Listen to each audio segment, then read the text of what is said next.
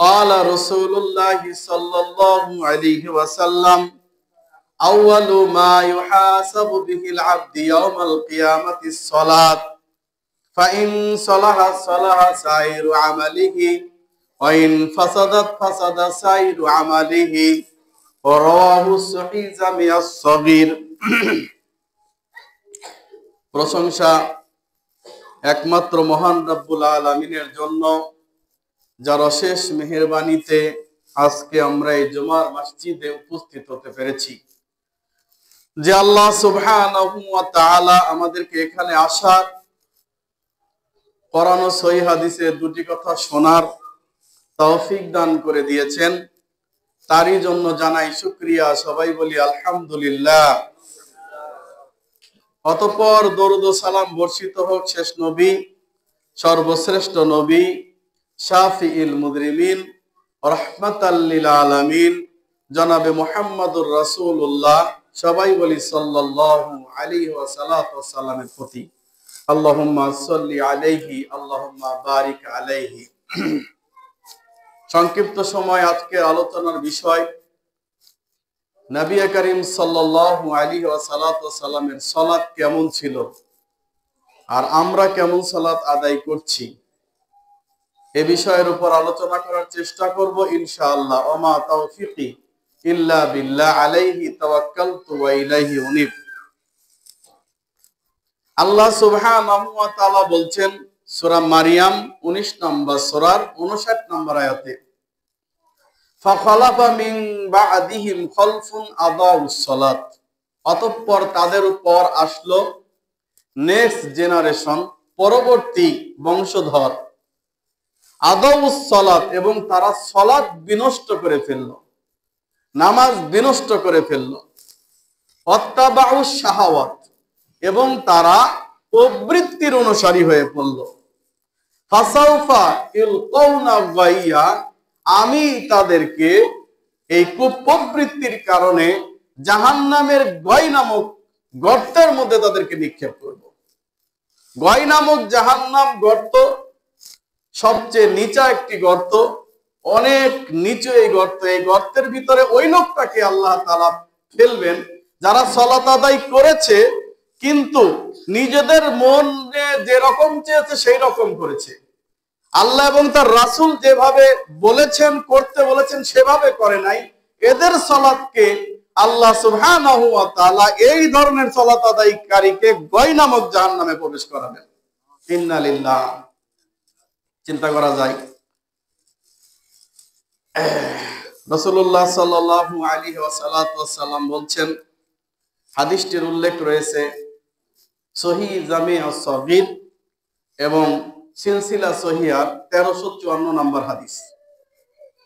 আন আবি হুরায়রা রাদিয়াল্লাহু তাআলা আনহু قال قال رسول الله صلى الله عليه وسلم اول ما يحاسب به العبد يوم القيامه الصلاه, কিয়ামতের দিন বান্দার সর্বপ্রথম জিজ্ঞাসাবাদ হবে তার সালাতের ব্যাপারে। সর্বপ্রথম কিসের হিসাব নেবেন? সালাতের। এখন প্রশ্ন করতে পারেন যে আমার যদি ঈমানই না থাকে তো সালাতের হিসাব কি নেবেন? প্রশ্ন থাকতে পারে। আমল যেটা দাড়িপাল্লায় ওজন করা হবে, আপনার আমল, এই আমলের মধ্যে সর্বশ্রেষ্ঠ আমল হচ্ছে সালাত। এই জন্য সর্বপ্রথম কিয়ামতের মাঠে সালাতের হিসাব নেওয়া হবে। ঈমান না থাকলে তো আপনাকে সরাসরি জাহান্নামে যেতে হবে, আপনাকে কোনো জিজ্ঞাসাবাদই করা হবে না। অনেকে মনে করে যে আমার ঈমান নাই তাতে কি, বা আমি মুসলমান তো, নামে তো মুসলমান, আমারে তো আল্লাহ তাআলা কিছু জিজ্ঞাসাবাদ করবেন। বন্ধুগণ, আমরা খুব বোকার স্বর্গে বসবাস করতেছি। আপনি সহিহ মুসলিমের 352 নম্বর হাদিসটা পড়ে দেখেন। রাসূলুল্লাহ সাল্লাল্লাহু আলাইহি ওয়াসাল্লাম বলতেছেন, কিয়ামতের দিন আল্লাহ তাআলা কিয়ামতের মাঠে একটা মুয়াজ্জিন নিযুক্ত করবেন। কিয়ামতের মাঠের মুয়াজ্জিন কি আযান দেবে? হাইয়া আলাস সালাহ, হাইয়া আলাল ফালাহ বলবে? বলবে? কি বলবে? লা ইয়াত্তাবি কুল্লু উম্মাতিন মা কানাত তা'বুদ, দুনিয়ার জীবনে যে যার পূজা করেছিলে তোমরা তাদের সাথে হয়ে যাও।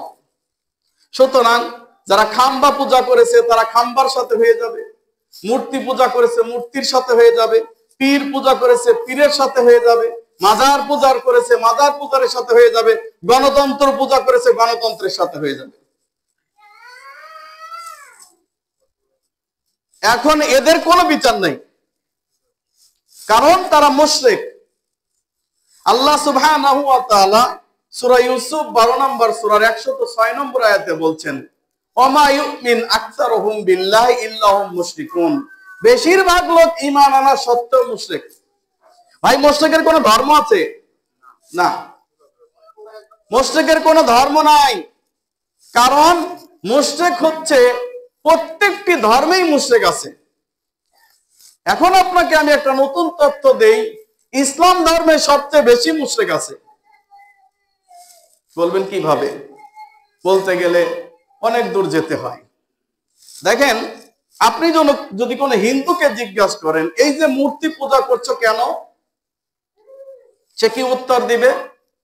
আমরা মূর্তিকে রব বলি না, মূর্তিকে আমরা ভগবান বলি না, বরং আমরা এদের পূজা এই জন্য করি যে এরা ভালো লোক ছিল, এদের ওসিলায় যেন ভগবান বা আল্লাহ আমাদেরকে মাফ করে দেয়, ওদের ওসিলায় যদি কিছু দেয়। সেই 1400 বছর আগে আল্লাহ তাআলা পবিত্র কোরআনে সূরা জুমার 39 নম্বর সূরার 36 নম্বর আয়াতে ঘোষণা দিয়েছেন, ওদেরকে জিজ্ঞাসা করলে ওরা বলবে লিয়ুকাররিবুনা ইলাল্লাহি যুলফা, এরা আমাদেরকে আল্লাহর কাছে পৌঁছানোর মাধ্যম মাত্র, এছাড়া কিছু নয়। আর যারা মাজার পূজা করছে তাদেরকে জিজ্ঞাসা করেন তোমরা এই অলির পূজা কেন করছো, অলির দরবারে কেন আসলে? তখন তারা বলবে এই অলির অনেক ক্ষমতা আছে, তার ক্ষমতা বলে তিনি আমাদেরকে সন্তান দান করবেন, তিনি আমাদেরকে রুজি দান করবেন, তিনি আমাদের বিপদ উদ্ধার করবেন। বলে কি বলে না? আপনারা মনে হয় জানেন না, একজন প্রেসিডেন্ট ছিল, নামটা নাই বললাম, যেহেতু মারা গেছে নামটা বলার দরকার নাই। এই লোকটা জানেন তো, যখনই নির্বাচন আসে তখন সবাই যায় মাজারে। এই গণতন্ত্র পার্টি যারাই করে তারা সবাই মাজারে যেয়ে বাবার কাছে যেয়ে দোয়া করে, বিশেষ করে শাহজালাল শাহপরানের মাজারে বেশি যায়। তো এই লোকটা শাহজালাল মাজারে গেল, মাজারে যাওয়ার পরে মাজার থেকে বের হওয়ার সময় সাংবাদিকরা জিজ্ঞাসা করতেছে আপনি এখানে কেন গিয়েছিলেন, কি বললেন? তো বলতেছে আমি বাবার কাছে গিয়েছিলাম আর বাবার কাছে বলেছিলাম বাবা আমি তো খুব অসুবিধার মধ্যে আছি, দুইজন মিলে আমার টানা হেঁচড়া করে শেষ করে ফেললো, এখন বাবা তুমি আমার একটা কিছু ব্যবস্থা করো। তো বাবা তোমার কি ব্যবস্থা করলো? বাবা আমার দোয়া শুনেছে, বাবা আমার দোয়া কবুলও করিয়েছে, শুনেওছে কবুলও করছে। এ কথা কোন হিন্দুর বাচ্চা বলবে? হ্যাঁ, যে মাটির যে তৈরিকৃত মূর্তি সে শোনে এবং সে কবুলও করে, বলতে পারবে? কিন্তু একজন মুসলমানের বাচ্চা, নামধারী মুসলমান, সে বলছে বাবা তো শোনেই আমার দোয়াও কবুল করেছে। আস্তাগফিরুল্লাহ। তাহলে একজন হিন্দুর আকীদার চাইতে একজন মুসলমান নামধারীর আকীদা আরো নষ্ট না? তাহলে আমি বললাম যে মুসলমানের মধ্যে মুশরিক বেশি আছে না? আমি বুঝাইতে পারি নাই এখনো। আনকাবুত 29 নম্বর সূরা 65 নম্বর আয়াত পড়ে দেখেন, আল্লাহ বলতেছেন যখন কোন মানুষ জলযানের লঞ্চ স্টিমারে জাহাজের মধ্যে বিপদে পড়ে যায়, মানুষ বলা হয়েছে, এখানে কোন হিন্দু বৌদ্ধ খ্রিস্টান বলা হয় নাই, মানুষ বলা হয়েছে। যখন কোন মানুষ জলযান লঞ্চ স্টিমারের মধ্যে বিপদে পড়ে যায়, দাউল্লাহ মুখলিসিনা লাহুদ্দিন, হিন্দু হোক বৌদ্ধ হোক খ্রিস্টান হোক যেই ধর্মেরই হোক, তখন তারা একমাত্র আল্লাহকে ডাকতে থাকে খালেস অন্তরে। হ্যাঁ, একজন হিন্দুকে দেখবেন সেও বলতেছে আল্লাহ বাঁচাও, একজন বৌদ্ধকে দেখবেন সেও বলতেছে আল্লাহ বাঁচাও, একজন ইহুদিকে দেখবেন সেও বলতেছে আল্লাহ বাঁচাও, কারণ এই জায়গায় আল্লাহ ছাড়ার কাম হবে না। আল্লাহ বলছেন ফালাম্মা নাজ্জাহুম ইলাল বাররি ওয়া হুম ইউশরিকুন, যখনই আমি তাদেরকে রক্ষা করে পারে পৌঁছায় দেই, তখনই সে আল্লাহর সাথে শিরক করে বলে আল্লাহ ড্রাইভারটা অনেক ভালো ছিল রে, এই জন্য আজকে বাইসে গেছি, বলে না? কি আপনারা যখন গাড়িতে ওঠেন, গাড়িটা ড্রাইভার সাহেব অনেক কষ্টে সৃষ্ট অ্যাক্সিডেন্ট থেকে বাঁচায় দিল, ড্রাইভার বাঁচাইছে? আপনি বলতেছেন যে ড্রাইভার ভালো, আপনার সন্তানটা বাইসে গেল। ডাক্তার সাহেবরে বলতেছেন, ডাক্তার সাহেব আপনি না স্যার আমার সন্তানকে বাঁচানো যেত না, বলেন কিনা? আস্তাগফিরুল্লাহ। অথচ দেখেন একজন অমুসলিম সেও বলবে যে বিপদের সময় আল্লাহকে ডাকবে, কিন্তু এদের পীরেরা কি বলতেছে দেখেন, বলতেছে যে বনে জঙ্গলে স্থলে বন্দরে যেখানেই বিপদে পড়িবে আমাকেই স্মরণ করিবে, আমি তোমাদেরকে নিজ গুণ উদ্ধার করিয়া লইব। আস্তাগফিরুল্লাহ। এই জন্য ওদের মুরিদরা যখন বিপদে পড়ে তখন বলে ইয়া গাউস পাক বাঁচাও, আল্লাহ ডাকে না। মুসলমানের বাচ্চা সে কি বলতেছে? গাউস পাক বাঁচাও। আউযু বিল্লাহি মিনাশ শাইতানির রাজিম। এজন্য বলছি ভাই, সেদিনকে আল্লাহ তাআলা মুশরিকদেরকে আলাদা করে দেবে, মুশরিকদেরকে সরাসরি জাহান্নামে দেবে, এদের কোনো বিচার হবে না। আর বেশিরভাগই মুশরিক। এখন বিচার কাদের হবে? যারা আল্লাহর সাথে শিরিক করে নাই কিন্তু সালাত আদায়ের ব্যাপারে বা বিভিন্ন ব্যাপারে অলসতা করেছিল।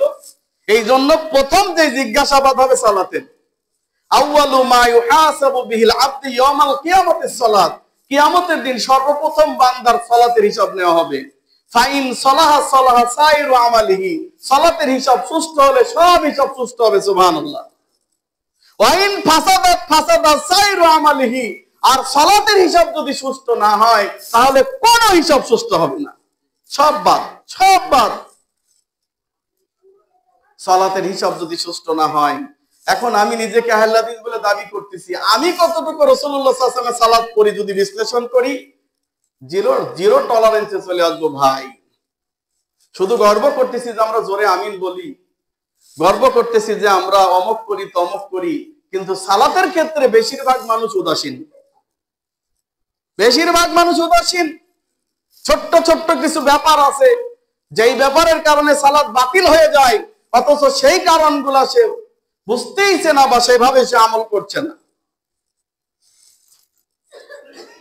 ইবনে মাজাহ মিশকাতের 1654 নম্বর হাদিস, আন আলী কল আখিরুল কালামিন নবী সাল্লাল্লাহু আলাইহি ওয়াসাল্লাম, আলী রাদিয়াল্লাহু তাআলা আনহু তিনি বলেন, নবী করিম সাল্লাল্লাহু আলাইহি ওয়াসাল্লামের সর্বশেষ যে কথা ছিল, এরপরে আর কোনো কথা বলেন নাই, মানে মৃত্যুর সময় সর্বশেষ যে ওসিয়ত ছিল, সর্বশেষ যে কথা ছিল, আখিরুল কালামের নবী সাল্লাল্লাহু আলাইহি ওয়াসাল্লাম শেষ কথা যেটা ছিল, আসসালাত আসসালাত আসসালাত ওয়া মা মালাকাত আইমানুকুম, সালাত সালাত সালাত, সালাত ছেড়ে দিও না, এটাই নবীর শেষ কথা ছিল।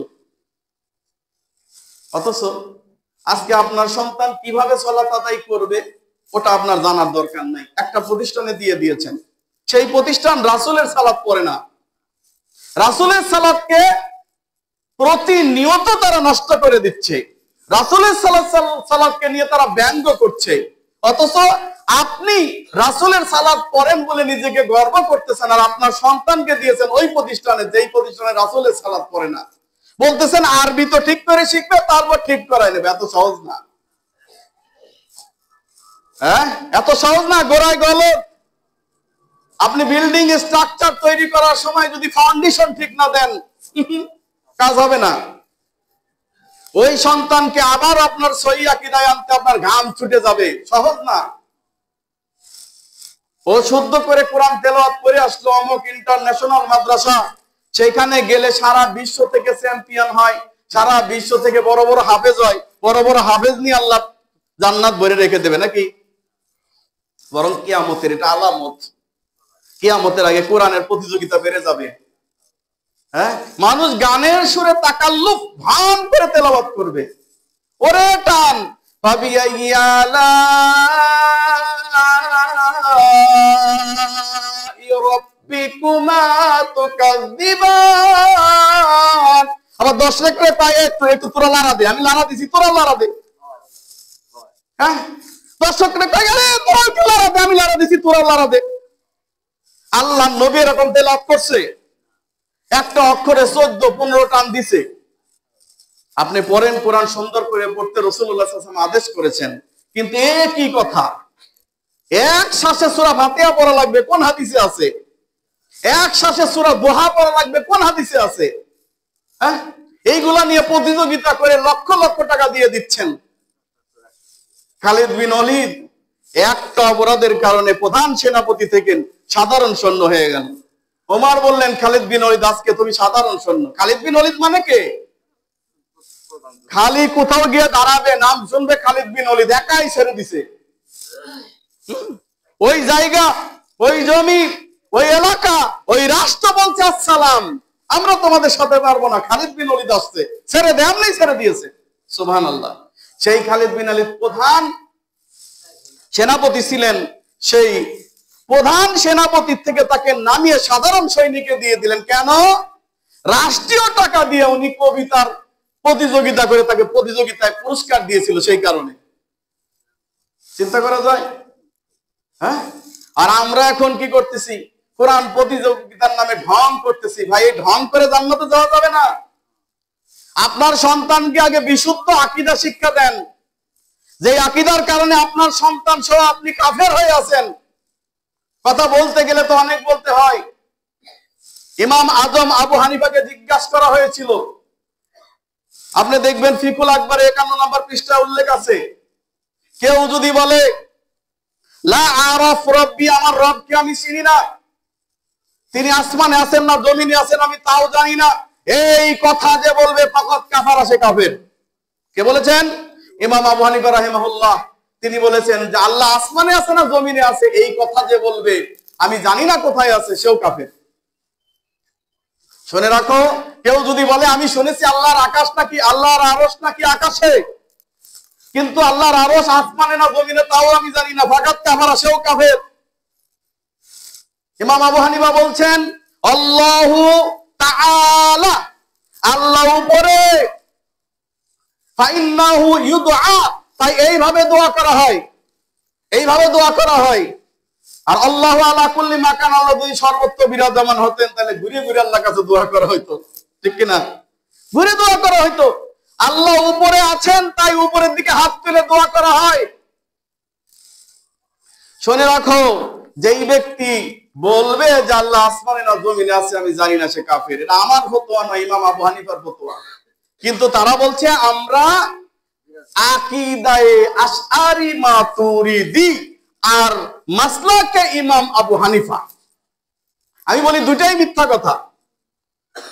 প্রথমে তো ইমাম আবু হানিফার আকীদা তোমরা মানোই না, তারপরে ইমাম আবু হানিফার মাসলা তাও মানো না। ইমাম আবু হানিফার 5টা মাসলা তারা মানে মাত্র, আর কোনো মাসলাই তারা মানে না। আর আমি এখন যদি বলবো যে ইমাম আবু হানিফার কোনো মাসলাই তারা মানে না, কারণ ইমাম আবু হানিফা কি বলছেন? ইজা সাহাল হাদিসু ফাহুয়া মাযহাবি, সহিহ হাদিস পেলে সেটাই আমার মাযহাব। তা আপনার সন্তানকে কোন প্রতিষ্ঠানে দিচ্ছেন একটু চিন্তা করে দেখেন তো, তাকে প্রথমে কি শেখানো হচ্ছে? সাহাবায়ে কেরাম ওই মজলিসে যেতেন না, যেই মজলিসে বিদআতকারীরা বসে থাকতো। ওই মসজিদ থেকে বিদআতকারীদেরকে লাঠি দিয়ে পিটিয়ে বের করে দিত। মসজিদে নববীতে বসে তারা এই যে তাসবিহ তেলাওয়াত করতেছিল, এই যে কিছু গুটি চালান দিচ্ছিল, আব্দুল্লাহ ইবনে মাসউদ রাদিয়াল্লাহু তাআলা তাদেরকে পিটিয়ে বের করে দিলেন। আর আপনি আদর করে তাদের দাওয়াত খাওয়াচ্ছেন, আপনি তাদের প্রতিষ্ঠানে সন্তান দিচ্ছেন। ওরা কেন যেত না সাহাবায়ে কেরাম সালফে সালেহগণ জানেন? কারণ এদের প্রতি আল্লাহর গজব অবতীর্ণ হতে পারে যে কোনো মুহূর্তে। ওরা দাঁড়িয়ে বলতেছে ইয়া নবী সালামু আলাইকা, ইয়া হাবিব সালামু আলাইকা, এরপরে হুট করে সব দাঁড়ায় গেছে, কারণ নবী এসে গেছে। আস্তাগফিরুল্লাহ। এই আকীদা যারা লালন করে, এদের উপর আল্লাহর গজব যদি পড়ে, তাহলে সেই গজব আপনার সন্তানের উপর পড়বে, একবার ঠিক খেয়াল করে রাখেন। অতএব এই ধরনের ভ্রান্ত আকীদা নিয়ে যারা চলাফেরা করে, আমাদের সন্তান ওদের প্রতিষ্ঠানে পড়তে পারে না। সুতরাং আমাদেরকে এই ব্যাপারে সাবধান হতে হবে। আকীদার ব্যাপারে কোনো ছাড় নাই। নবী হাজির নাজির, নবী সব জানেন, গায়েব জানেন, এই ধরনের আকীদা শিরকি আকীদা, অথচ এই আকীদাগুলাই শেখানো হচ্ছে। বলছিলাম সালাত আউয়ালু মা ইউহাসাবু বিল আবদি ইয়াউমাল কিয়ামাতিস সালাত, কিয়ামতের দিন সর্বপ্রথম সালাতের হিসাব নেওয়া হবে। ফাইন সালাহ সালাহ সাইরু আমালিহি, সালাতের হিসাব সুষ্ঠু হলে সব হিসাব সুষ্ঠু হবে। ওয়াইন ফাসাদাত ফাসাদাত সাইরু আমালিহি, আর সালাতের হিসাব সুষ্ঠু না হলে সব বাতিল হয়ে যাবে। এবার আসেন দেখি তো আমাদের সালাতের হিসাব ঠিক আছে কিনা। ইমাম আহমদ ইবনে হাম্বলকে চেনেন? তার লিখিত বই তাবাকাতুল হামবিলা এর খণ্ড নাম্বার 130 নম্বর পৃষ্ঠায় উল্লেখ আছে। তিনি বলছেন, আমি বাগদাদের মিয়াতা মসজিদান, আমি বাগদাদের 100 মসজিদে সালাত আদায় করেছি, কোথাও রাসূলুল্লাহ সাল্লাল্লাহু আলাইহি ওয়াসাল্লাম সালাত পাই নাই। কি বুঝলেন? 1200 বছর আগের কথা। হ্যাঁ, 1200 বছর আগে ইমাম আহমদ ইবনে হাম্বল বলছেন, বাগদাদের 100 মসজিদে সালাত আদায় করেছি, কোথাও রাসূলুল্লাহর সালাত পাই নাই। এখন আছে? এখন রাসূলের সালাত আছে বুঝি? 1200 বছর আগেই ছিল না, তিনি খুঁজে পান নাই, তাহলে এখন আছে? 100 মসজিদে সালাত আদায় করেছি, রাসূলুল্লাহ সাল্লাল্লাহু আলাইহি ওয়াসাল্লামের সালাত পাই নাই। দেখেন, তাবিঈ, তাবিঈ, সাহাবী, রাসূলুল্লাহ সাল্লাল্লাহু আলাইহি ওয়াসাল্লামের সঙ্গে যারা ছিলেন, দেখেছেন আল্লাহর নবীকে, তাদেরকে কি বলা হয়? সাহাবী। সাহাবীদেরকে যারা দেখেছেন তাদেরকে কি বলা হয়? তাবিঈ। তাবিঈদেরকে যারা দেখেছেন, তাদের অনুসরণ তাদের সাথে থেকেছেন, তাদেরকে কি বলা হয়? তাবিঈ। এখন তাবিঈদের ঘটনা বলছি। তখন সাহাবী বেঁচে আছেন। একজন তাবিঈ, তার নাম হচ্ছেন শাকিক রাহিমাহুল্লাহ। মালিকের 403 নম্বর হাদিস এটা, মেশকাতেও হাদিসটি উল্লেখ রয়েছে। তিনি বলতেছেন, আমি দেখলাম রাআ রাজুলান, আমি হুযায়ফা রাদিয়াল্লাহু তাআলা আনহুকে দেখলাম যে একজন ব্যক্তির সালাত তিনি ভিজিটর করতেছেন, দেখতেছেন। ওই ব্যক্তি যখন সালাত শেষ করলো, তখন হুযায়ফা বলল, মা সাল্লাইতা, তুমি সালাত আদায় করো নাই, তুমি সালাত পড়ো নাই। হুযায়ফা একথা বললেন না যে তোমার সালাত আসলে ভালো হয়নি, ঠিক করে পড়ো। বললে, মা সাল্লাইতা, তুমি সালাত পড়ো নাই।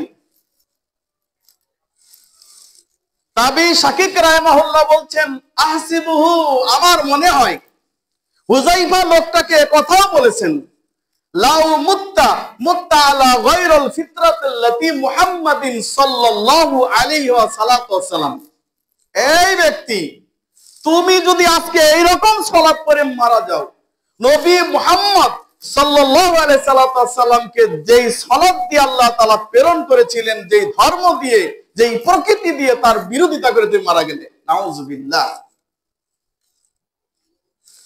আবু হুরায়রা রাদিয়াল্লাহু তাআলা আনহু দেখলেন এক ব্যক্তি সালাত আদায় করতেছে, কিন্তু তে রুকু ঠিক করতেছে না, সিজদাও ঠিক করতেছে না।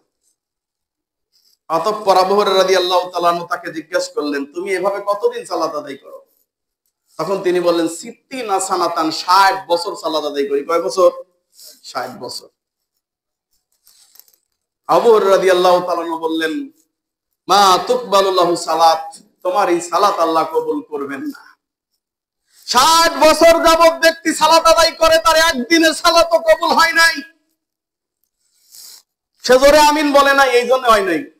সূরা ফাতিহা বলে না, এই জন্য হয় নাই। না কোন জন্য হয় নাই বলেন তো ভাই? কি রূপ অসুস্থতা, সামান্য ব্যাপার, এটা করতে পয়সা লাগে? দেখেন, 60 বছর সালাত আদায় করেছে, তার সালাত হয় নাই। দুইটা কারণ, লা ইউতিম্মা রুকু ওয়া লা ইউতিম্মা সুজুদ, ওয়া ইউতিম্মু রুকু ওয়া লা ইউতিম্মা সুজুদ। সে রুকু ঠিক করে নাই, সিজদাও ঠিক করে নাই। আবার আবু হুরায়রা বলতেছেন, না, রুকু ঠিক আছে কিন্তু সিজদা ঠিক নাই। কথা মনে বুঝাইতে পারি নাই? মানে রুকু ঠিক করে করে, কিন্তু সিজদা ঠিক করে করে না। আবার কখনো সিজদা ঠিক করে, রুকু ঠিক করে করে না। রুকু ঠিক করে তো সিজদা ঠিক হয় না, সিজদা ঠিক হয় তো রুকু ঠিক হয় না। এরকম 60 বছর সালাত আদায় করেছে, ওর এক ওয়াক্তের সালাত আল্লাহ কবুল করেন নাই। রুকুতে গিয়ে সে সুষ্ঠুভাবে রুকু করে নাই, সিজদাতে গিয়ে সে সুষ্ঠুভাবে সিজদা করে নাই। এই ছেলে দিকে আসো তো, তুমি একটু, বাচ্চা তুমি আসো, তুমি আসো, তুমি আসো, আসো একটু, আসো একটু রুকু করে দেখাও, কিভাবে রুকু করতে হয় দেখাও। আরেকটু মাথাটা উঠো, আরেকটু, হ্যাঁ, ওকে, এবার ঠিক আছে। দেখছেন রুকু? রাসূলুল্লাহ সাল্লাল্লাহু আলাইহি সাল্লাম বলতেছে, এমন ভাবে রুকু করবে যেন এখানে একটা গ্লাস রাখা যায়, পানির গ্লাস, পানির গ্লাসটা যেন না পড়ে, এভাবে তুমি রুকু করবে। এভাবে আমরা কয়জন রুকু করি? এই রুকুটা যদি আরেকটু একটু ঝুঁকে দাও, ঝুঁকে দাও, এইভাবে করি, আমার রুকু হবে না, এই কারণে আমার সালাত বাতিল। কথা মানে বুঝাইতে পারি নাই। এখন রুকুতে গিয়ে কতক্ষণ থাকবেন সেটা পরে বলবো। এখন সেজদাটা দেখাও তো একটু, এদিক করে দেখাও, সেজদা দেখাও, ওইদিকে দেখাও, তুমি ওইদিকে দেখাও, এটা দেখানোর জন্য সেজদাটা দেখাও। আরেকটু সামনে, হাতটা আরেকটু ভিতরে ফোল্ডিং হোক, হাতটা ভিতরে নাও, একটু ভিতরে নাও। আরে ভিতরে নিবে, এইদিকে নিবে, বগলের দিকে নেবে, এরকম নিলে তো মুসল্লির অসুবিধা। ব্যাস, এবার উঠো, মাশাআল্লাহ, ঠিক আছে। সেজদার ভিতরে এমন ভাবে সেজদা করবে যাতে ভিতর দিয়ে একটা ছোট বকরির বাচ্চা চলাচল করতে পারে। যদি সেজদা এমন না হয়, রুকু এমন না হয়, আপনার 60 বছরের সালাত বাতিল। কয় বছর? 60 বছরের সালাত বাতিল। এবার আছেন রাসূলুল্লাহ সাল্লাল্লাহু আলাইহি ওয়াসাল্লামের জামানার ঘটনা। সহিহ বুখারী আধুনিক পাবলিকেশন কর্তৃক প্রকাশিত খণ্ড নাম্বার 1 সালাতের অধ্যায়ের 749 নম্বর হাদিস। এক ব্যক্তি মসজিদে নববীতে সালাত আদায় করে আল্লাহর নবী সাল্লাল্লাহু আলাইহি ওয়াসাল্লামকে সালাম দিয়ে বের হয়ে চলে যাচ্ছেন। আল্লাহর নবী সাল্লাল্লাহু আলাইহি ওয়াসাল্লাম বলছেন, মা সাল্লাইতা, তুমি তো সালাত পড়োই নাই, তুমি সালাত পড়ো। তখন সেই ব্যক্তি আবারও সালাত পড়লেন, সালাত পড়ে গিয়ে আল্লাহর নবীকে আবার সালাম দিলেন। আল্লাহর নবী বলেন, মা সাল্লাইতা, তুমি তো সালাত পড়োই নাই, সাল্লি, তুমি সালাত পড়ো। সে ব্যক্তি আবারও পড়লো, এইভাবে 3 বার। এরপর আল্লাহর নবী বললেন, না, তুমি সালাত পড়োই নাই, তুমি সালাত পড়ো। আল্লাহর নবী বললেন না যে তোমার সালাত ভালোভাবে হয় নাই, ঠিক হয় নাই, না, এ কথা বললেন না, বললেন মা সাল্লাইতা, তুমি সালাত পড়োই নাই। এইবার এই লোকটা 3 বারের বার বিরক্ত হয়ে বলতেছি, ইয়া রাসূলুল্লাহ সাল্লাল্লাহু আলাইহি ওয়াসাল্লাম, ওয়াল্লাযী নাফসি বিয়াদি, যার হাতে আপনার প্রাণ রয়েছে আল্লাহর নবী, তার কসম করে বলছি, এর চাইতে সুন্দর করে সালাত আর আমি পড়তে পারি না।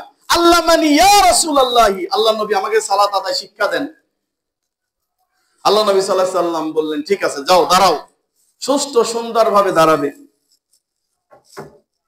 সুষ্ঠু সুন্দরভাবে দাঁড়াবে, কিয়াম করবে, একদম সোজা স্ট্রেট, সুষ্ঠু সুন্দরভাবে দাঁড়াবে। এরপরে তাকবীর দিবে, কি বরাবর? এই কান বরাবর রাখা যায়, কাঁধ বরাবর রাখা যায়, কাঁধ বরাবর হাদিসটাই বেশি সহিহ। অনেকে কান ধরে, এমনি আছে না নাই? কান ধরলে হবে সালাত? অনেকে দেখবেন সেজদা দেওয়ার সময় এই যে এই দুই হাত হাঁটুর সাথে লাগায় দেয়, দেয় কিনা? বাতিল, বাতিল। মহিলারা বেশি, আপনারা সবাই ভালো, মহিলারা বেশি খারাপ নাকি? দেখেন, আচ্ছা, আমাদের দেশে একটা সাপ আছে, এই সাপটা কোনোদিন মরে না, কোনোদিন মরে না, কিন্তু ওর লেজের সাথে যখন লেগে যায় ও মারা যায়। এই সাপটা দেখছেন কোনোদিন? দেখছেন? কে দেখছেন? মাশাআল্লাহ, দেখছেন? জি, নোকিয়া মোবাইলে একটা সাপ আছে না, এটা দেখবেন যে যখন বড় হয়, বড় হয়ে ওর লেজের সাথে লেগে কি হয়? ডেড। ঠিক আপনার সালাত এরকম ডেড হয়ে যাচ্ছে। কেন? কারণ আপনি আপনার হাতের সাথে এই হাঁটু লাগাই দিচ্ছেন, সালাত ডেড। আমাদের এলাকায় একজন মেম্বার সাহেব এমনি সালাত আদায় করে, আমি বললাম, কয় যে এত বোঝা লাগবে না, তোর ওয়াজ তুই কর, আমার নামাজ আমি পড়ি। বুঝতে পারছেন? অথচ এই কারণে সালাত বাতিল। আমি বুঝাইতে পারি নাই ভাই। আপনি সেজদা করছেন, ভালো কথা, মাথা আপনার কপাল ঠেকাইছেন, ভালো কথা, নাক ঠেকান নাই, সালাত বাতিল। আল্লাহর নবীর জবানিতে লা তুযদিউ সালাত, ওর সালাত হয় নাই।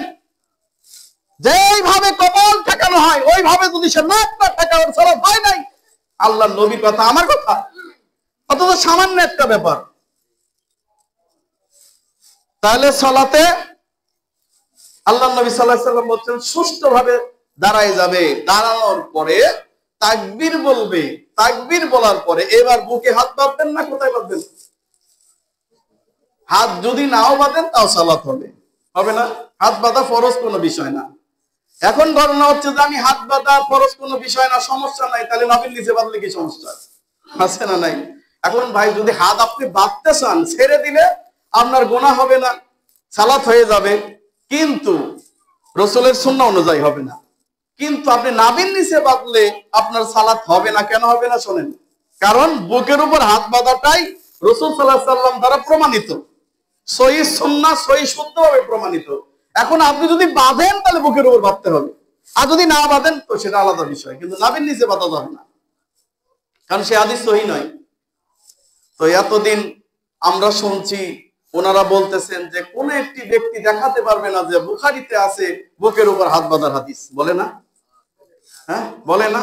আমি বলতেছি বুখারী তো বাদ মে দেখুন, আমি কোরআন থেকে বুকের উপর প্রমাণ করব। এবার তো অবস্থা খারাপ, কিরে কোরআন থেকে আবার বুকের উপর কেমনে প্রমাণ করবে? জি, আমি হাত বাঁধা বুকের উপর প্রমাণ করব কোরআন থেকে।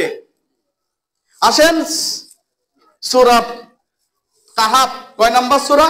18 নাম্বার সূরা, 18 নাম্বার আয়াত। সহজ, মনে রাখা খুব সহজ হবে।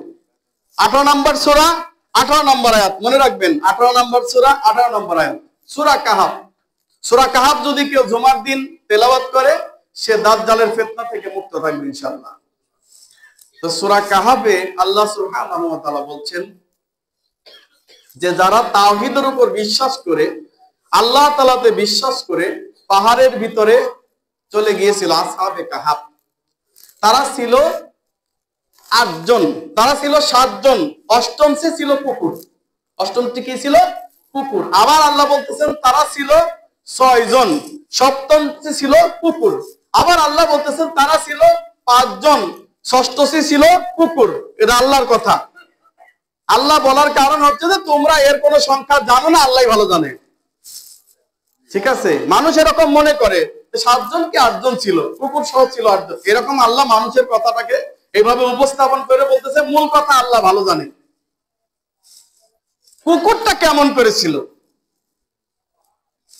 কুকুরটা ছিল জিরাআইহি বিল অসিত, কুকুরটা ছিল 2 জেরা লেপ্টে সেখানে শুয়েছিল। 2 জেরা বোঝেন? 2 জেরা মানে কি? কবজি, তাই না? 2 জেরা মানে হচ্ছে কনুই থেকে নিয়ে মধ্যম আঙ্গুল পর্যন্ত পূর্ণাঙ্গ হাত। জেরা এটা আমার ব্যাখ্যা নয়, এটা আল্লাহ তাআলার ব্যাখ্যা। আল্লাহ কি বলতেছেন? কুকুর তার 2 জেরা লেপ্টে ছিল, তাহলে এইভাবে ছিল। তাহলে কুকুরের জেরা হচ্ছে এখান থেকে নিয়ে এই পর্যন্ত, পূর্ণাঙ্গ হাতকে জেরা বলা হয়। তো সুতরাং এইভাবে ছিল। তো এইবার সহিহ বুখারীর হাদিসে এসেছে যে বাম হাতের উপর ডান হাত স্থাপন করে আলা জিরাআইহি, মানে 2 জেরা স্থাপন, এক জেরার উপর আরেক জেরা স্থাপন করা হলো। এটা নাই বুখারীতে। তাহলে জেরার উপর যদি স্থাপন করা হয়, জেরা হচ্ছে এখান থেকে এই পর্যন্ত। এখন আপনি যদি এক জেরার উপর আরেক জেরা রাখেন, নাভির নিচে যায়?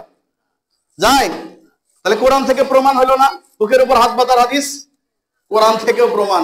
এখন আসেন সহিহ ইবনে খুজাইমা 479 নম্বর হাদিস, আবু দাউদে হাদিস আছে, রাসূলুল্লাহ সাল্লাল্লাহু আলাইহি সাল্লাম বলতেছেন যে তোমরা ডান হাতের বাম হাতের উপর ডান হাত স্থাপন করে আলা সদরিহি বুকের উপর রাখো। ওই হাদিসে যাওয়ার আগে, বুখারীর হাদিসে যাওয়ার আগে কোরআন দিয়ে বোঝালাম। আরেকটু বোঝানোর জন্য আরেকটা হাদিস পেশ করি, মিশকাতে 540, নূর হোসেন আজমি তিনি অনুবাদ করেছেন, আমি অনুবাদক না। তিনি বলতেছেন যে আল্লাহ নবী সাল্লাল্লাহু আলাইহি সাল্লাম একদিন ইস্তেনজা করলেন। ইস্তেনজা করে সেবার ওযু করবেন, একজন সাহাবী পানি আগিয়ে দিলেন। তো তিনি প্রথমে 2 কবজি ধৌত করলেন, এরপরে নাকে পানি দিলেন, মুখে পানি দিলেন, মুখমণ্ডল ধৌত করলেন। এবার কি করবে ভাই? হাত ধোবে, তাই না? এখন হাত ধোবে আল্লাহ নবী, কিন্তু এমন জুব্বা পড়ছে, জুব্বা উঠে না, খুব সিপা, উঠে না। তো এখানে বলা হয়েছে অক্সিলহু জিরাআই, তিনি 2 জিরা ধৌত করবেন, খুলতে পারতেছেন না। অতঃপর তিনি কি করলেন? উপর দিয়ে খুলে ফেললেন। খুলে ফেলার পরে অক্সিলহু জিরাআইহি 2 জেরা ধৌত করলেন। এবার বলেন জেরা কোনটা? তাহলে 2 জেরা যদি এখান থেকে নিয়ে এই পর্যন্ত জেরা হয়, তাহলে জেরা রাখলে যায় কোথায়? ঠিক আছে, এই ব্যাপারে আলোচনা করলে আরো বহু করা যাবে, সময় নেই। এবার আসেন, আল্লাহ নবী সাল্লাল্লাহু আলাইহি সাল্লাম বললেন যে তুমি এর পরে কোরআনের মাকে পড়বে। কোরআনের মা কি? উম্মুল কিতাব সূরা ফাতিহা। সূরা ফাতিহা পড়বে, কারণ এই যে ব্যক্তি এই সূরা ফাতিহা পড়ে না তার সালাত হয় না। হ্যাঁ, লিমান লাম ইয়াকরা বিফাতিহাতিল কিতাব লা সালাত লিমান লাম ইয়াকরা বিফাতিহাতিল কিতাব, যে ব্যক্তি সূরা ফাতিহা পড়ে না তার সালাত হয় না। এরপরে তোমার কোরআন থেকে যেখানে মন চায় পড়ো, হ্যাঁ, যেখানে মন চায় পড়ো, যেখান থেকে ইচ্ছা পড়ো। ফাকরাউ মা তায়াসসারা মিনাল কোরআন, মুজাম্মিল 20 নম্বর আয়াতে আল্লাহ সুবহানাহু ওয়া তাআলা বলতেছেন যে তোমরা কোরআনের যেখান থেকে ইচ্ছা পড়ো, অসুবিধা নেই। এখন আমরা নিয়ম বানাইলাম যে যদি আগে নাস পড়েন তাইলে কিন্তু হইল না, আগে ফালাক পড়া লাগবে, কারণ নাস শেষের সূরা। বলে কি বলে না? নাস আগে নাজিল হয়েছে না ফালাক আগে নাজিল হয়েছে, এই খবর তো তার নাই। এখন নাজিলের দিক থেকেও যদি আপনি ধরেন তাও তো মেলে না। কিন্তু তোমরা এটা কেমনে মিলাইলা? কয় যে কোরআনের বাকারা থেকে মিলে আসছে, বড়টা পড়লে ছোটটা, ছোটটা পড়লে বড়টা পরে পড়া যাবে না, আইন বানায় নিয়েছে। অথচ আল্লাহর রাসূল বলতেছে কোরআনের যেখান থেকে সহজ সেখান থেকে পড়ো। ফাকরাউ মা তায়াসসারা মিনাল কোরআন, কোরআন থেকে তোমরা পড়ো, যেখান থেকে সহজ মনে হয় পড়ো।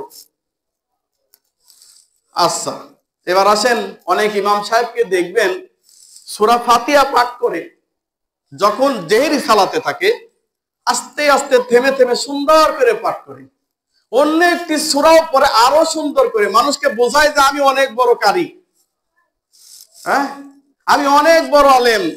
আমি নিজেও একজনের তেলাওয়াতে ফিদা ছিলাম, খুব ভালো লাগতো তার তেলাওয়াত, আমি তার পিছনে সালাত আদায় করতাম, তাকে অনেক ভালোবাসতাম তেলাওয়াতের কারণে।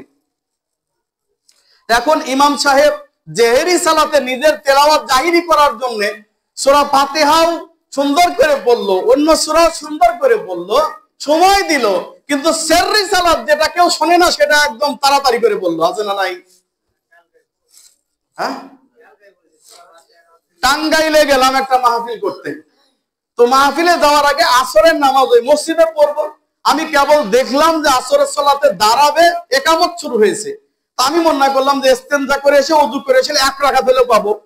আমি ইস্তেনজা করে এসে আমি দেখি 1 রাকাতও নাই, সালাত শেষ হয়ে গেছে। এত দ্রুত তার সালাত সে আদায় করা শুরু করে দিল। হ্যাঁ, আচ্ছা, এত ব্যস্ততা মসজিদে এসে কেন? আল্লাহকে ব্যস্ততা দেখানো যাবে? আল্লাহকে ব্যস্ততা দেখাচ্ছে, দ্রুত সালাত আদায় করতেছে, পরে কি মরে এমন অবস্থা। ইমাম সাহেব সুন্দর করে সূরা তেলাওয়াত করলো, সূরা আরো অনেক বড় তেলাওয়াত করলো। আল্লাহ কইছে তুমি অনেক বড় সূরা পড়ো, রুকু সেজদা চুরি করো বলছে।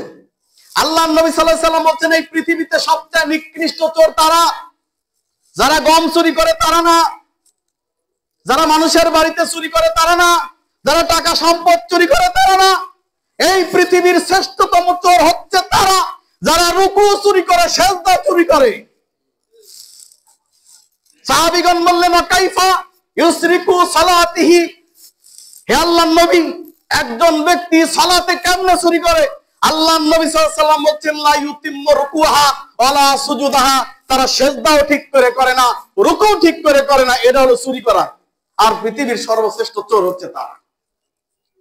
ইমাম সাহেব সুন্দর তেলাওয়াত করে, সব ঠিক আছে, রুকুতে ঠিক নাই, সিজদাতে ঠিক নাই।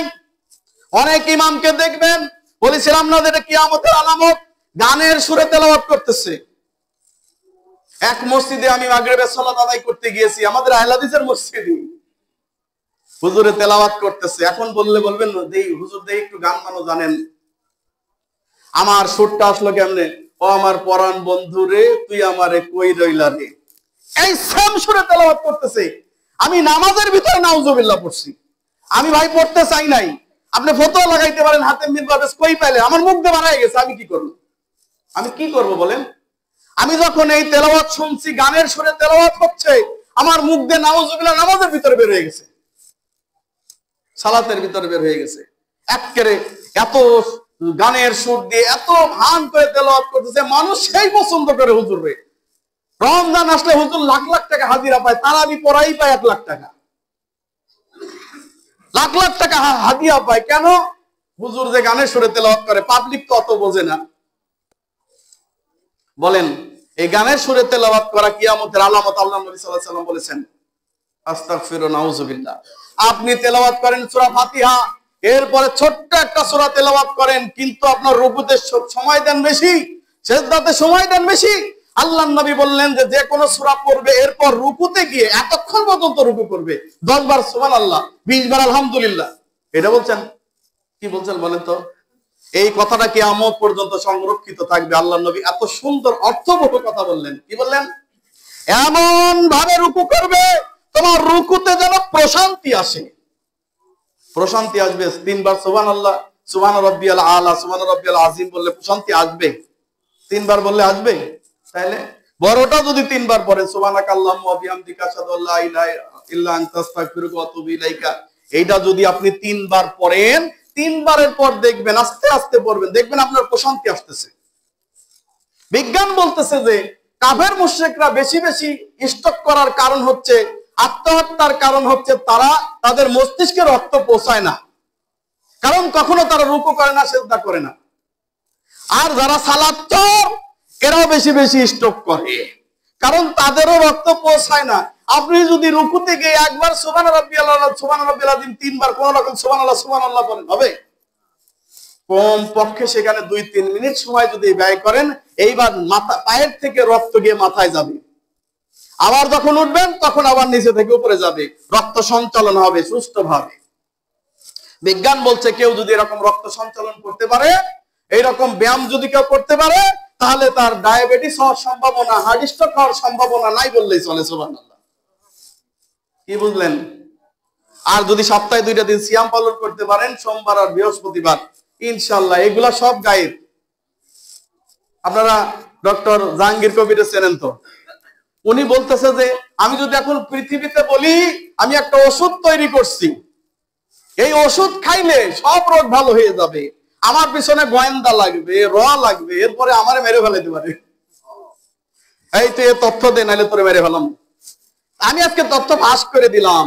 উনি বলতেছে আজকে তথ্য ফাঁস করে দিলাম, আপনারা যদি সপ্তাহে 2 সিয়াম পালন করতে পারেন, মাত্র বৃহস্পতিবার সোমবার, সব রোগ থেকে মুক্তি। বলেন সুবহানাল্লাহ।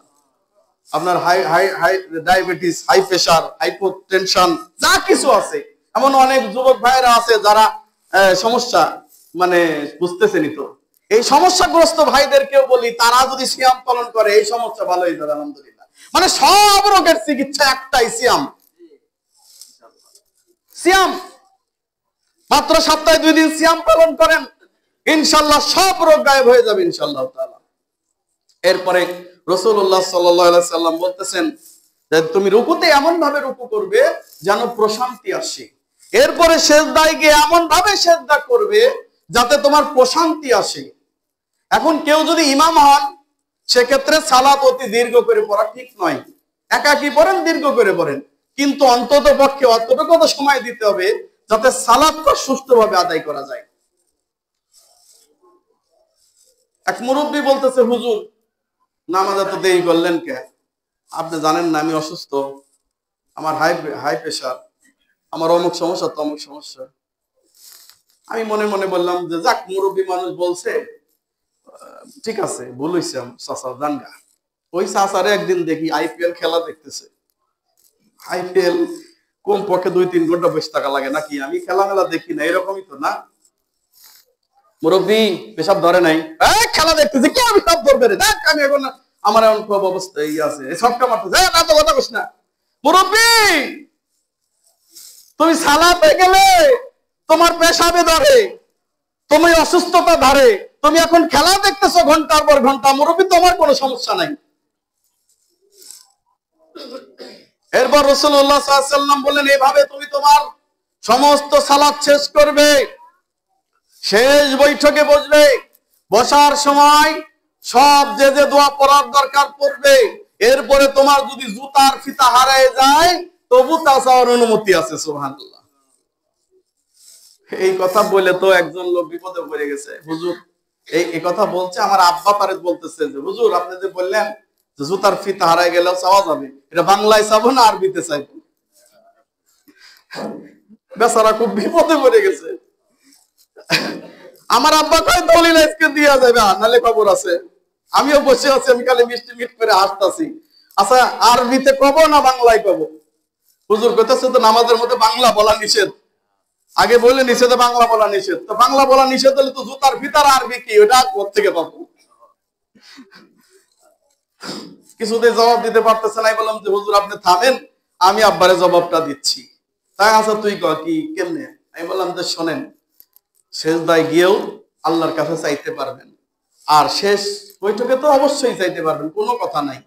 তো বাংলায় চাইতে পারবো কিনা এইটা জবাব দে। হাত হাত পারবেন কিন্তু মনে মনে, কথা বলছেন নাই, মনে মনে ওটা উচ্চারণ করা যাবে না।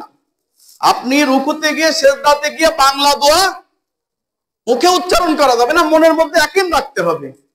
সুবহান রাব্বিয়াল আলা, তুমি আল্লাহ অনেক বড়, আল্লাহ তুমি আমার বিপদ থেকে উদ্ধার করো, তাই না? এরপর সেজদাতে গিয়ে সুবহান রাব্বিয়াল আলা, আপনার আল্লাহ তুমি অনেক বড়, তুমি আমারে মুক্তি করো, উদ্ধার করো। মনে মনে এটা বললে অসুবিধা? ওই যেমন সূরা ফাতিহা পাঠ করার কথা অনেকে বলতেছেন যে জেহরি সালাতে সূরা ফাতিহা পড়া যাবে যাবে না ইমামের পিছনে, সেহরি সালাতে যাবে, এরকম আছে না কথা? আমরা কি কখনো বলেছি যে ইমামের পিছনে আপনি ইমামের মতো জোরে জোরে পড়েন? কথা বলছি? কথা তো আল্লাহর নবীও বলেন নাই। আল্লাহর নবীর জামানায় সাহাবীরা জোরে জোরে পড়া শুরু করে দিয়েছে, এই জন্য আল্লাহর নবী তাকে থামায় দিলেন। আরে না, এরকম জোরে পড়ো না, ইকরা বিহা ফি নাফসিক, তুমি মনে মনে পড়ো, মনে মনে পড়লে তোমাকে কে ঠেকাবে? এখন এরা বলতেছে মনে মনে পড়া যাবে না। আরে মনে মনে পড়া ঠেকাবেন কেমনে আপনি? আপনি যখন বলবেন আদ-দুহা ওয়াল লাইলি ইযা সাজা মা ওয়াদ্দাআকা রাব্বুকা ওয়া মা ক্বালা, আপনি বললেন আমার মুখস্থ আছে, আমার মনে ঠেকাইতে পারবো? কথা মনে বোঝেন নাই? আমার মুখস্থ যদি সূরাটা থাকে, আমার মনে ঠেকানো যাবে। আমার সাথে সাথে ইমাম বলতেছে, ওর সাথে সাথে আমার তেলাওয়াত অটোমেটিক হয়ে যাবে। তো সূরা ফাতিহা তো আরো বেশি কমন সূরা, যারা পৃথিবীর বেশিরভাগ মানুষ এই সূরা সম্পর্কে জানে। তো এই সূরা যখন আপনি পাঠ করতেছেন, তখন মুক্তাদির মনে মনে এমনিতেই হয়ে যাচ্ছে। তো তাহলে এখানে ঠেকানোর দরকার কি? আপনি মনে মনেও করতে পারবেন না, এটা আবার কেমন কথা? সুতরাং ভাই এবং বন্ধুগণ, সালাত রাসূলের তরিকায় পড়তে হবে। এবার আসেন, হাদিসটির উল্লেখ রয়েছে সহিহ মুসলিম মিশকাত, সহিহ মুসলিমের সালাতের অধ্যায় 977 থেকে 982। রাসূলুল্লাহ সাল্লাল্লাহু আলাইহি সাল্লাম বলতেছেন, আমার আল্লাহ তাআলা আমাকে অর্ডার করেছেন, নির্দেশ করেছেন। কি করেছেন? নির্দেশ করেছেন। কি নির্দেশ করেছেন? নির্দেশ করেছেন আমি যেন 7টি অঙ্গের উপর সেজদা দেই এবং চুল এবং কাপড় না গোটাই। কথা বুঝছেন? আল্লাহ তাআলা কি নির্দেশ করেছেন? আমি যেন 7টা অঙ্গের উপর সেজদা দেই। কয়টা অঙ্গ? 7টা অঙ্গ। 2 হাত, 2 হাঁটু, 2 পা, কপাল, নাক, 7টা অঙ্গের উপর আমি সেজদা দেই এবং কাপড় এবং চুল গোটাতে নিষেধ করেছেন। তো এখন মসজিদের ভিতরে যখন হুজুর অনেক মানুষ আসেন, মসজিদের মধ্যে টাকনুর উপরে কাপড় গোটায় আসেন, আসে না নাই? আছে না নাই?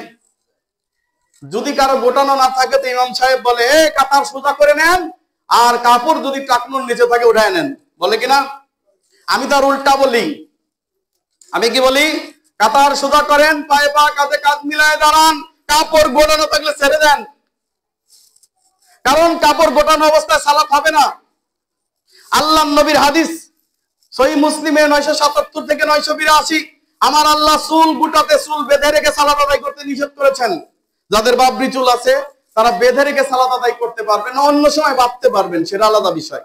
মহিলারা চুল বেঁধে রাখবে, এ ব্যাপারে তাদের জন্য ছাড় আছে, কারণ তারা জুনুবি যখন ফরজ গোসল করে তখনই তাদের এই 3 চুলো পানি ঢেলে দিলেই হয়, খোপা ধুইতে হয় না। সুতরাং মহিলাদের জন্য ছাড় আছে, কিন্তু পুরুষ চুল বেঁধে সালাত আদায় করতে পারবে না এবং কাপড় টাকনুর নিচে ঝুলিয়েও পারবে না, আবার গোটায়ও পারবে না। তো মুশকিল, কি করা যাবে? বলতেছে হুজুর এতদিন সব হুজুরদের ওয়াজ শুনছি, সব শায়েখদের ওয়াজ শুনছি, কিন্তু আমি কাপড় কাটি নাই, ভাঁজ করে করে নামাজ চালায় নিচ্ছি, কিন্তু আপনার আলোচনা শোনার পর দিন আমি কাটতে বাধ্য হয়েছি। কই যাব? গোটানেও নিষেধ, আবার ছেড়ে দেওয়াও নিষেধ। কারণ রাসূলুল্লাহ সাল্লাল্লাহু আলাইহি ওয়াসাল্লাম বলতেছেন, কেউ যদি নামাজের সালাতের ভিতরে এসে তার কাপড় নিচে টাকনুর নিচে রেখে দেয়, তাহলে সে হালালের মধ্যে আছে না হারামের মধ্যে আছে, আমার আল্লাহর খবর নেওয়ার দরকার নেই। বুঝতে পারছেন? তো বিপদ না, কি করবেন? অবশ্যই টাকনুর উপরেই কাপড় তুলে নিতে হবে। আপনি যখন মসজিদে আসেন তখন আল্লাহর চোখ খুলে যায়, আপনি যখন মসজিদ থেকে বের হয়ে টাকনুর নিচে ছেড়ে দেন তখন আল্লাহ কানা হয়ে যায়। আস্তাগফিরুল্লাহ। অতএব সর্বসময়ের জন্য টাকনুর উপরে কাপড় পরতে হবে। টাকনুর উপরে কাপড় না পরলে আপনার সালাত হবে না। সালাতের বিষয় অনেক দীর্ঘায়িত, এত আলোচনা আজকে শেষ করতে পারবো না। ইনশাআল্লাহ যদি আবারও সময় পাই তাহলে ইনশাআল্লাহ তাআলা আপনাদেরকে সালাতের বিষয়ে এই পরের পর্বটুকু আলোচনা করার চেষ্টা করব ইনশাআল্লাহ। মা তাওফিকি ইল্লা বিল্লাহ। আল্লাহ সুবহানাহু ওয়া তাআলা বলছেন, ইকরা বিইসমি রাব্বিকাল্লাযী খলাক, পড়ো তোমার প্রভুর নামে যিনি সৃষ্টি করেছেন। পড়ো তোমার প্রভুর নামে যিনি তোমাকে সৃষ্টি করেছেন। তাহলে পড়তে হবে কার নামে? আল্লাহ তাআলার নামে।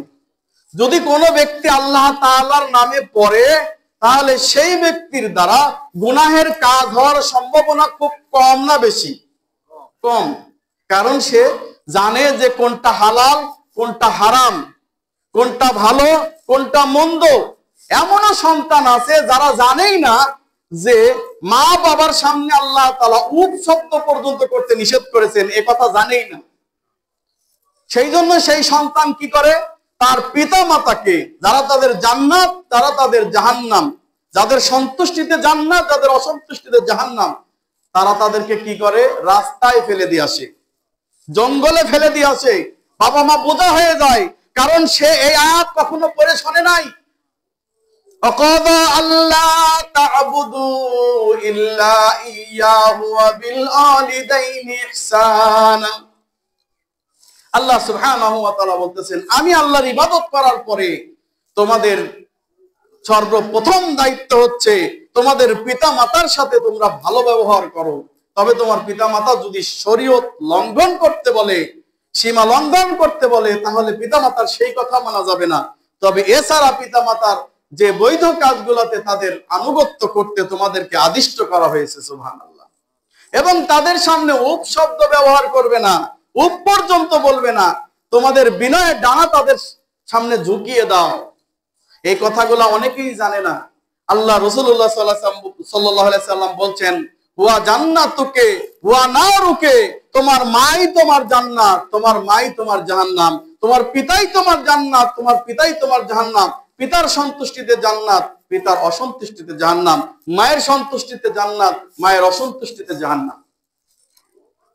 জানে না, যেই কারণে মা বাবাকে তারা সম্মান করতে পারে না, মা বাবাকে তারা বিভিন্ন জায়গায় ফেলে আসে। গত কয়েকদিন আগে ফেসবুকে দেখলাম একটা লোক বৃদ্ধাশ্রমে ঈদ করেছে এবং মানুষের কাছে বলতেছে, আহারে আমার ছেলে মেয়েদের বাড়ি ৩-৪টা বাড়ি আছে, অথচ তারা আজকে আমি ঈদ করতেছি কোথায়? বৃদ্ধাশ্রমে। তো আমি এটা শুনে খুব খারাপ লাগলো। তো এক ভাইয়ের সঙ্গে কথাটা বললাম, তো বলতেছে যে ভাই কি বলবেন, ওর পরিণতি যা ছিল তাই হয়েছে। আমি বললাম কি রে, সবাই পজিটিভ, আপনি নেগেটিভ কোন কেন? সন্তান গুলারে তো কেউ আর কোনোটারে মানুষ করতে পারে নাই, জানোয়ার বানাইলে তো জানোয়াররা এমন করবেই। কোন একটাকে দ্বীন ইলম শিক্ষা দিছে? দেয় নাই। শুধু তাই না, মরার আগে কাউকে সম্পত্তি লিখে দেওয়া হারাম না, শুধু এটা কুফরি। আপনি লিখে দিছেন, তো লিখে দিয়ে এখন কি হবে? আপনারা বাইর করে দিবেন, আদর করে রাখবে নাকি? সব লিখে দিয়েছেন। আস্তাগফিরুল্লাহ, নাউজুবিল্লাহ। অনেকে বলে যে লিখে দিলে অসুবিধা কি? অসুবিধা কি মানে আল্লাহ বলতেছেন তারাকাল ওয়ালিদাইনুল আকরাবুন, তারাকা মানে ছেড়ে যাওয়া। যখন তোমার সম্পদ ছেড়ে যাবে, তোমার বাবা পিতা মাতা আত্মীয় স্বজন, তখন তোমাদের ভাগ বাটোয়ারা যা কিছু আছে তখন তুমি ওয়ারিস। তার আগে কিসের ওয়ারিস? তার আগে পিতা ইচ্ছা করলে সব বেঁচে কিনে খাইতে পারে, ইচ্ছা করলে যেখানে খুশি সেখানে দিয়ে দিতে পারে, এটা তোমাদের কিছু করার নাই। তার উপার্জন সে যা খুশি তাই করতে পারে। কিন্তু তুমি পিতা হয়ে নিজের সন্তানকে ভালোবাসার নামে তুমি কি করলা? সন্তানের নামে মরার আগে লিখে দিলা আল্লাহ নিষেধ করেছে, আর তুমি আল্লাহর আইনের সাথে কুফরি করলা।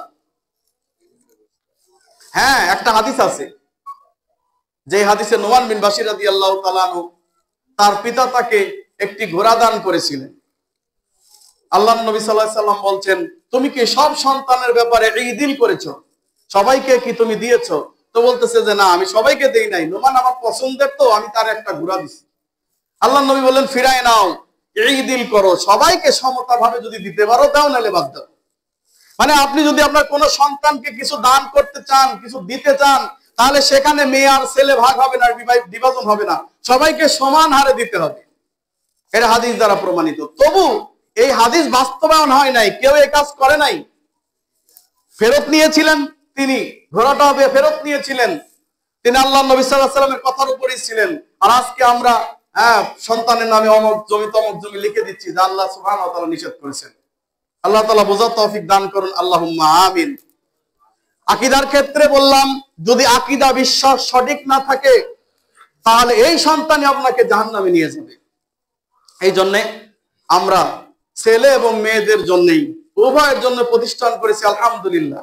আর মৌচাকে মেয়েদের জন্য স্বতন্ত্রভাবে প্রতিষ্ঠান করা হয়েছে মুহাম্মদিয়া সালাফিয়া বালিকা মাদ্রাসা, আপনাদের একবারে দোরগোড়ায় কাছে, পূর্ব মৌচাক বাজার। সুতরাং আপনার কন্যা সন্তান যেন কোরআন এবং সহিহ হাদিস অনুযায়ী তার জীবন যাপন করতে পারে, আপনার কন্যা সন্তান যেন মানুষকে, বিশেষ করে মহিলাদের ভিতরে দাইল আল্লাহর কাজ করতে পারে, প্রকৃত সহিহ আকীদা প্রচার এবং প্রসার করতে পারে, কোরআন হাদিস যেন মানুষকে বোঝাতে পারে। এই জন্য আপনার মেয়ে সন্তানের জন্য আমরা স্বতন্ত্র একটা মাদ্রাসা করেছি, একেবারে ফুল সেখানে মেয়েরা পড়াশোনা করবে ইনশাআল্লাহ তাআলা। তা আপনাদের সন্তানদেরকে এই মাদ্রাসায় অন্তর্ভুক্ত করার চেষ্টা করবেন। পরিচালনায় এখানে আমি রয়েছি, আমার সাথে আরো 2 ভাই রয়েছে আলহামদুলিল্লাহ। আমরা জানুয়ারিতে 2 তারিখে ক্লাস শুরু করে দেবো ইনশাআল্লাহ। এর ভিতরে আপনাদের সন্তানদেরকে ভর্তি করে দিবেন। আজকে সালাতের পরে যারা ইচ্ছা করবেন, আমরা ফর্ম নিয়ে এসেছি, আপনাদের সন্তানদেরকে যদি ভর্তি করতে চান আজকে বিশেষ মূল্য ছাড়ে আপনাদের সন্তানদেরকে ভর্তি করে নেব ইনশাআল্লাহ তাআলা। সুতরাং একজন মা যদি পবিত্র কোরআন এবং সহিহ হাদিস অনুযায়ী চলে, একটা কন্যা সন্তান যদি সত্যিকার কোরআন হাদিস জানতে পারে, একটা বিপ্লব তৈরি হয়ে যাবে এই দেশে ইনশাআল্লাহ তাআলা। কারণ মা যতটা শিক্ষা অর্জন করাইতে পারে, শিখাইতে পারে, বাপটা পারে না। আমার সন্তানের বয়স 4 বছর হয় নাই, অথচ সেই সন্তান সূরা নাস, ফালাক, ইখলাস সব পারে। আল্লাহ কোথায় আছে, এবং নবী সাল্লাল্লাহু আলাইহি সাল্লাম কিসের তৈরি কি না সব তারা পারে। কারণ কি, আমি এটা শেখানোর সময় পাইনি। আদেম বিন বাবে 24 ঘন্টা দৌড়ের উপর, কোথায় কখন শিখাবো? তার মা তারে শিখাইছে, যতটুক পারে অতটুকুই। তো যতটুক পারে অতটুক শিখানোর ফলে ওর যা হয়েছে, ওই মা যদি পবিত্র কোরআন এবং সহিহ হাদিস সম্পূর্ণ জানতে পারতো, আর ছেলেকে যদি সেইভাবে পরিচালিত করতে পারতো, সেই সন্তান খালিদ বিন ওলীদ তৈরি হইতো। কথা বলেন ঠিক কিনা? সেই সন্তান সালাউদ্দিন আইয়ুবী তৈরি হতো। কথা বলেন ঠিক কিনা? আগেকার মায়েরা সন্তানদেরকে গল্প শোনাতো, সালাউদ্দিন আইয়ুবীর গল্প শোনাতো, খালিদ বিন ওলীদের গল্প, বীরত্ব গাথা গল্প তাদেরকে শোনানো হতো। তাই সন্তানগুলো বীর তৈরি হয়েছিল। আর এখনকার মারা গল্প শোনায়, আগডুম বাগডুম ঘোড়াডুম বাজে, ঢোক ঢাল ঝাঁঝর বাজে, বাজতে বাজতে চললো ঢুলি ঢুলি গেল কুমলা বলি আউযুবিল্লাহ। আরো কি শিখায়, বাঘ আসতেছে বাঘ আসতেছে, ভাই তুমি তাড়াতাড়ি ঘুমায় যাও। এই যে বাঘের ভয় সন্তানকে শেখালেন না, এই সন্তান আর কোনোদিন বাঘের ভয় আপনার ভিতর থেকে ছুটবে না। ভূত আসতেছে ভূত আসতেছে, আরে ভূত আসতে পারে, তাড়াতাড়ি তুমি ল্যাবের মধ্যে লুকাও। ওই যে একবার শিখাইছেন না, ব্যাস ও আর কোনোদিন সোজা হয়ে দাঁড়াইতে পারবে না, ওর দ্বারা আর কোনোদিন সংগ্রাম হবে না। কিন্তু মা যদি বলতো বাঘ আসতেছে, তাতে কি হয়েছে, বাঘের সাথে তোমার সংগ্রাম করতে হবে, ফাইট করতে হবে। ভূত বলে কোনো কিছু নাই, জিন আছে তোমার ক্ষতি করতে পারে। তুমি জিন থেকে বাঁচার জন্য কি করবে? যদি সে কোরআন এবং হাদিস জানতো, তাহলে ও মা কি করতো জানেন? মাগরিবের আজানের আগে সব সন্তানগুলাকে নিয়ে আগে তালা মারতো। আর আমরা এই সময় বাচ্চাদের ছেড়ে দিই। আল্লাহর নবী সাল্লাল্লাহু আলাইহি ওয়াসাল্লাম সহিহ মুসলিমে বলতেছেন, শুনে রাখো, যখন চারিদিকে ছায়াপাত করে সূর্য অস্ত যাবে, এই টাইমে সব শয়তানগুলো ছড়ায় পড়ে। সুতরাং তোমাদের বাচ্চাদেরকে ঘরের মধ্যে আবদ্ধ করে রাখো, ঘরের মধ্যে আবদ্ধ করে রাখো। এরপর আজান হয়ে গেল, ফুলফিল ভাবে বেলা আপনার সূর্য অস্ত হয়ে গেল, তখন সন্তানকে ছেড়ে দাও, সমস্যা নাই। আর ওই টাইমে মুরগি কই গেছে রে, ছাগল কই রে, বাচ্চা কাচ্চা গুলারে এখন ডিস্টার্ব করিস না, ওই দিক যা, করে কিনা? তাহলে মা তো জানে না, জানলে তো করতো। আবার ঘুমানোর সময় মা তাকে দোয়া শিখাবে, পাত্র ঢেকে রাখবে, অর্থাৎ পানির পাত্র ঢেকে রাখতে হবে। পানির পাত্র যদি ঢাকার ব্যবস্থা না থাকে, তাহলে ওখানে একটা আরশোলা হলেও দিয়ে রাখতে হবে, বোঝেন তো, একটা কাঠি হলেও। দরজা নাই, অনেক জায়গা আছে যে গরিব মানুষ দরজাই নাই, তো কি করবে? দরজা আটকায় রাখতে হবে, দরজা নাই, তো সেক্ষেত্রে একটা লাঠি দিয়ে এখানে এভাবে রেখে বিসমিল্লাহ বলে একটা লাঠি দিয়ে রাখবে, তাহলে সেই ঘরে শয়তান প্রবেশ করতে পারবে না। সুতরাং এই শিক্ষাগুলো মায়েরাই বেশি দিতে পারে। এজন্য আমি মনে করি একজন মেয়েকে হাফেজা হওয়া খুব দরকার, একজন মেয়েকে আলেমা হওয়া আর তার চেয়ে বেশি দরকার। কথা কোন ঠিক কিনা? কারণ এরা যদি সমাজ সংস্কার শুরু করে, আলহামদুলিল্লাহ বাংলাদেশের প্রেক্ষাপট চেঞ্জ হয়ে যাবে, সহি আকীদা প্রত্যেকটি ঘরে ঘরে পৌঁছে যাবে। আল্লাহ সুবহানাহু ওয়া তাআলা আমাদের সেই তৌফিক দান করুন। আল্লাহুম্মা আমিন। বারাকাল্লাহু লানা ওয়া লাকুম ফিল কুরআনিল আযীম ওয়া নাফা'না ইয়্যাকুম আয়াতি ওয়া যিকরিল হাকীম।